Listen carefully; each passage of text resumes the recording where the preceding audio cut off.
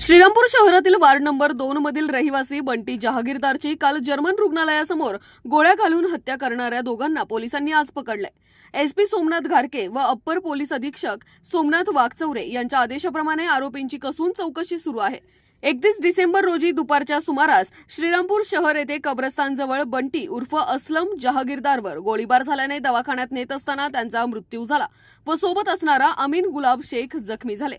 या प्रकरणी श्रीरामपूर शहर पोलीस ठाण्यात 2 आरोपींविरुद्ध गुन्हा दाखल करण्यात आला। दरम्यान मृतदेहावर छत्रपती संभाजीनगर येथील घाटी रुग्णालयात शवविच्छेदन करण्यात आले। पोलिसांची 3 पथके यातील आरोपींचा शोध घेण्यासाठी रवाना करण्यात आली होती। रात्री उशिरा यातील 2 आरोपी ताब्यात घेतले आहेत।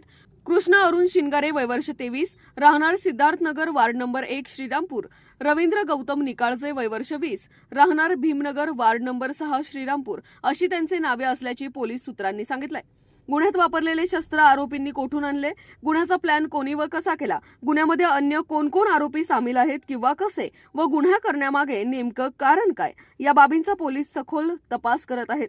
घटनेच्या पार्श्वभूमीवर श्रीरामपूर शहरात पोलिसांचा मोठा बंदोबस्त तैनात करण्यात आलेला आहे। सोशल मीडियावर देखील पोलिसांचे बारकाईने लक्ष असून कोणीही घटनेसंबंधात आक्षेपार्ह व आपत्तीजनक पोस्ट शेअर केल्यास व घटनेबाबत कोणतीही चुकीची माहिती प्रसिद्ध केल्यास किंवा अफवा पसरवल्यास त्यांच्यावर देखील पोलिसांकडून कारवाई करण्यात येईल।